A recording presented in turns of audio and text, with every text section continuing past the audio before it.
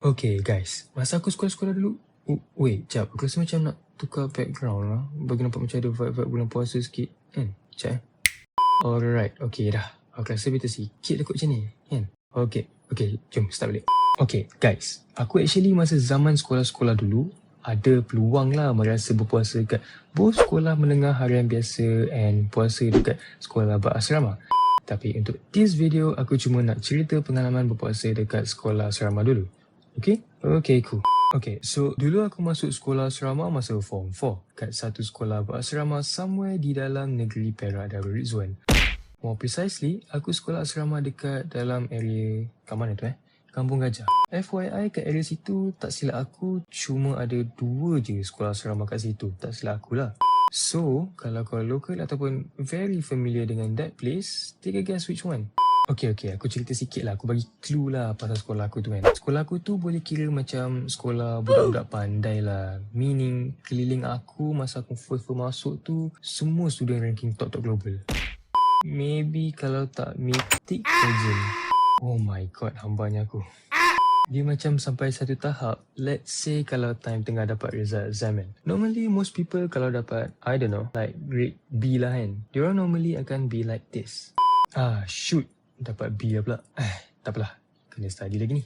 Tapi kalau kat sekolah aku, reaction some of kita orang would be something yang macam ni. Weh, kenapa kau menangis ni? Okay, sekali macam buruk pula. Weh, kenapa kau menangis ni? Tak ada doh, admit. Maka aku teruk doh. Aduh, tak apa doh. Kau dapat grade apa? Aku dapat A- je doh. Nanti mesti aku kena kerja dekat kedai fast food je nanti. Tak adalah. But you get my point kan? Most of the students kat situ semua tahap dewa pandai dia. Kiranya kalau kau sekolah situ, kau pun kira budak pandai lah juga kan? Sadly, aku tak consider top student kat sekolah tu. Tapi instead aku dalam golongan student-student yang mencuba untuk survive secara akademik kat situ. Tapi yang ni nantilah ada masa aku cerita kat video akan datang. But for now, aku nak cerita pasal pengalaman berpuasa kat sekolah asrama tu. Okay? Alright. So, kalau kau baru first time berpuasa kat asrama, maybe kau akan rasa awkward sikit dengan cara berpuasa kat sini. Sebab maybe ni first time kau berpuasa without your parents. Kan? So, maybe kau akan homesick sikit.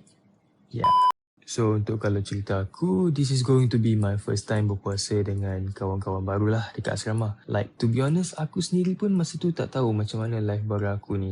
Okay, so obviously kita akan mulakan dengan waktu sahur.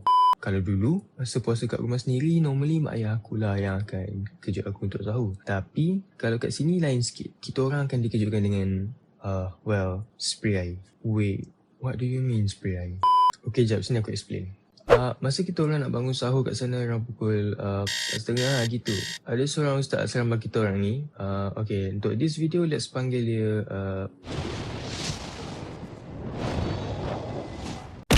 Ustaz Nuvilat.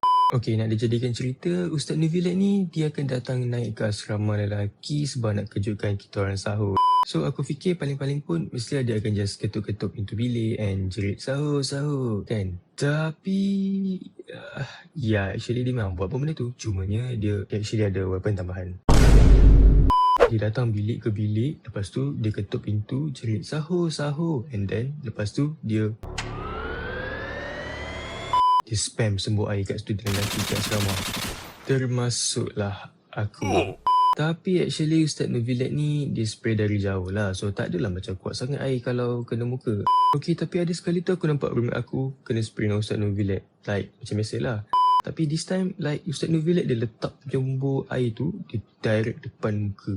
Anyway, selalunya yang dah bangun sahur ni diorang akan get ready nak terus ke surau lah untuk solat subuh. Meaning diorang dah siap mandi and siap-siap pakai baju nak pergi kelas. But for some, kita orang tak mandi.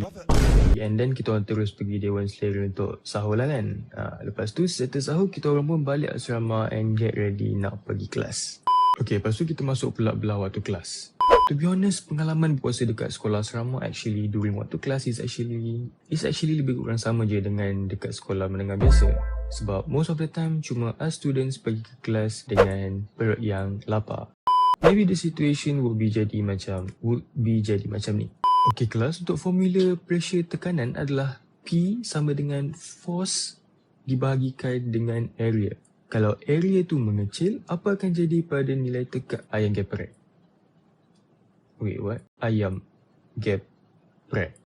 Lepas tu kalau waktu rehat pula. Normally kita orang akan pergi ke Dewan Selera for morning tea, right? But since sekarang ni adalah bulan puasa, Dewan Selera memang tak akan serve makanan lah. Like, obviously. So, Dewan Selera tu akan kosong. So, most of us akan pergi ke surau, maybe untuk baca Quran, solat duha, or maybe diorang berzikir and amalan-amalan yang boleh mendekatkan diri kita dengan Tuhan. Yeah. Okay, yang tidur pun ada juga. Some of us juga maybe akan gunakan masa rehat tu nak buat study, buat revision, or maybe buat homework at maths yang sepatutnya kena hantar, I don't know, right after rehat. Jangan contohi semua. Yeah, setiap hari Muslim macam tu lah situation dia sampailah habis waktu kelas. And then, lepas tu kita orang get ready for prep petang. Wait, prep petang? Mana tu? Nanti part tu aku explain prep petang tu apa. Lepas tu apa jadi lepas tu kan. But right now, tu saja for this video guys. Thank you for watching.